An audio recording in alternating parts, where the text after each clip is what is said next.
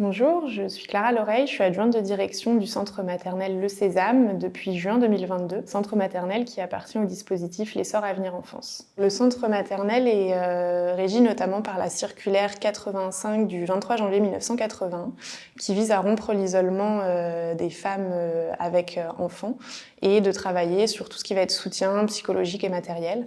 Donc nous, dans ce cadre, on va avant tout travailler le lien mère-enfant, donc le soutien à la parentalité, mais pas que, on va aussi travailler sur tout un accompagnement plus global, à savoir l'entretien du logement, la gestion du budget, l'insertion professionnelle et puis le relogement à la sortie du centre maternel aux 3 ans de l'enfant. Du coup, moi, dans ce cadre-là, j'accompagne les équipes donc de travailleurs sociaux, j'encadre les équipes, j'anime des réunions qui vont permettre de pouvoir faire émerger des réflexions communes sur l'accompagnement et le suivi des familles. Je travaille en lien étroit avec le CEAP, qui est le secteur d'évaluation et d'accompagnement à la parentalité et la petite enfance. Et on va pouvoir aussi mettre en place des projets en commun avec l'équipe. Donc, je vais favoriser ces temps d'émergence, de réflexion. Ce qui me motive particulièrement dans le métier, c'est la diversité des situations.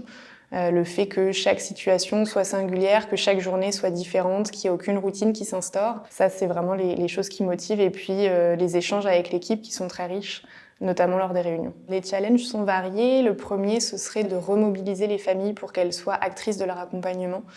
Parfois, c'est vrai que les familles ne sont pas encadrées par du judiciaire, donc elles sont ici par choix. Mais on sent que parfois, ça peut être un choix par défaut et que ça va être plus un logement qu'elles cherchent qu'un vrai accompagnement à la parentalité. Donc ça va être de pouvoir travailler avec les familles pour les accompagner là-dessus et qu'elles puissent s'en saisir.